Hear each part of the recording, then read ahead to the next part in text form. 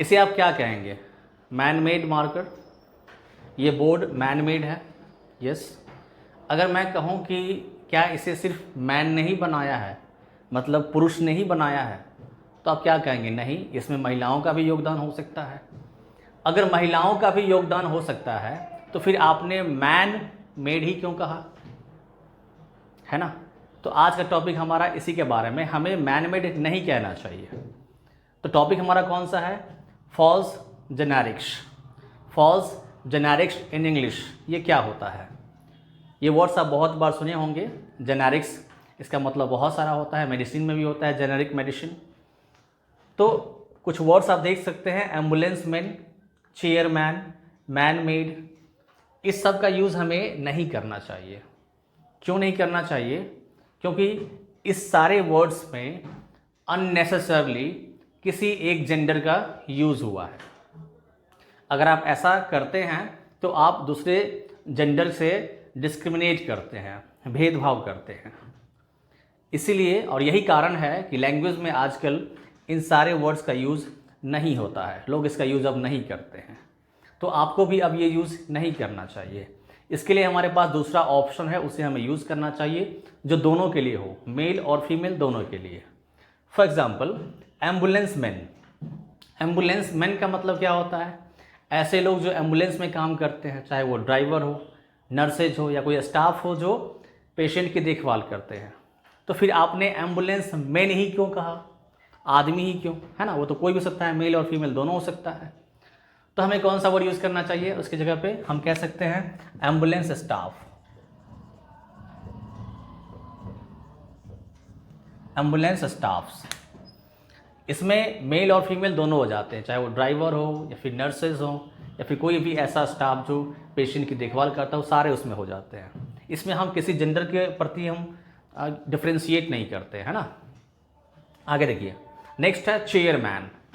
Chairman का मतलब होता है किसी भी कंपनी या ऑर्गेनाइजेशन का हेड जो होता है, उसे हम चेयरमैन कहते हैं। और ये तो कोई भी हो सकता है, मेल और फीमेल दोनों हो सकता है। तो फिर आपने चेयरमैन ही क्यों बोला? यही होता है फॉल्स जेनेरिक्स, जिसमें हम अननेसेसरली किसी जेंडर का यूज़ करते हैं। तो हमें चेयरमैन नहीं कहना चाहिए, उसकी जगह पर हमें कहना चाहिए चेयरपर्सन। चेयरपर्सन मतलब कोई भी व्यक्ति हो सकता है, मेल या फीमेल, किसी कंपनी का हेड या किसी ऑर्गेनाइजेशन का हेड हो सकता है। नेक्स्ट वर्ड हमारा है मैन मेड। जैसे मैंने आपको बताया, किसी भी चीज़ को जो मानव ने बनाया है, चाहे वो मेल हो या फीमेल हो, उसे हम मैन मेड कहते हैं, है ना? तो सिर्फ मानव मतलब, मैन मतलब पुरुष तो ही नहीं बनाया है, उसमें महिलाओं का भी कंट्रीब्यूशन होगा। तो मैन मेड ही क्यों कहे?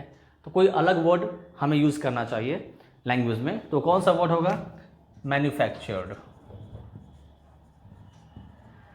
आप मैन्युफैक्चर्ड कह सकते हैं या फिर आप सिंथेटिक कह सकते हैं, है ना? ये क्या है? मैन्युफैक्चर्ड है, मतलब इसको बनाया गया है, मतलब लोगों ने ही बनाया है, मैन्युफैक्चर्ड है ना? नेक्स्ट है फायरमैन। जब आग लगती है तो हम किसको बुलाते हैं? आग बुझाने वाले को बुलाते हैं। अब तो उसमें फीमेल भी होता है, मेल भी होता है, मेल फीमेल दोनों होता है, तो फिर फायरमैन ही क्यों? और यही कारण है कि आजकल हम लैंग्वेज में फायरमैन का यूज़ नहीं करते हैं। उसकी जगह पर हम क्या यूज़ करते हैं? Fire fighters.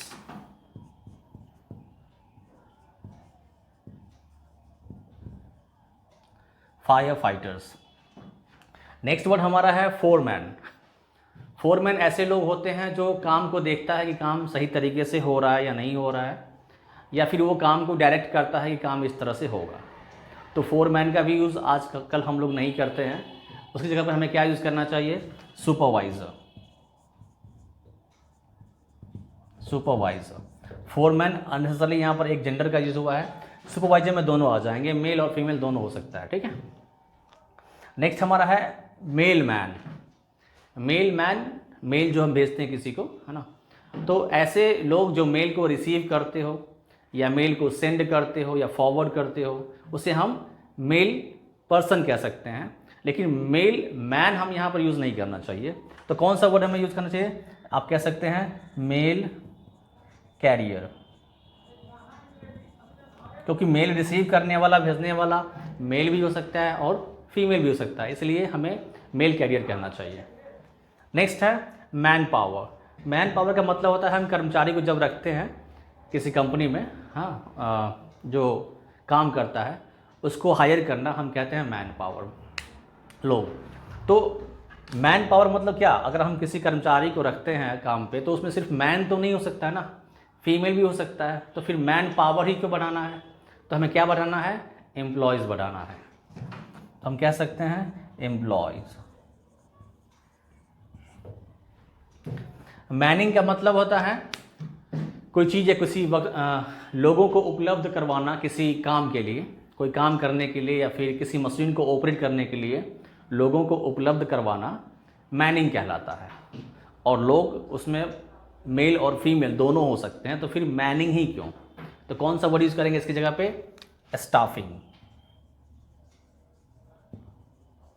स्टाफिंग।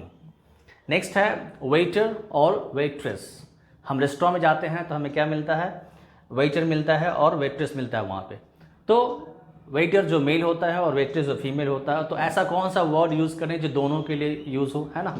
तो उसे हम कह सकते हैं restaurant staffs. Restaurant staffs. Next हमारा है पुलिसमैन। पुलिसमैन में भी मेल और फीमेल दोनों होता है, तो फिर पुलिसमैन ही क्यों, तो उसे हम क्या कहना चाहिए, पुलिस ऑफिसर। Police officers.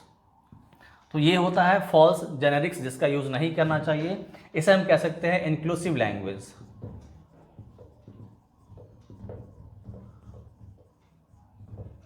इसमें दोनों आ जाएंगे, मेल और फीमेल दोनों के लिए। तो आज के बाद इस सारे जितने सारे सेंटेंस हैं इसको यूज़ नहीं करना है, आपको इसको यूज़ करना है।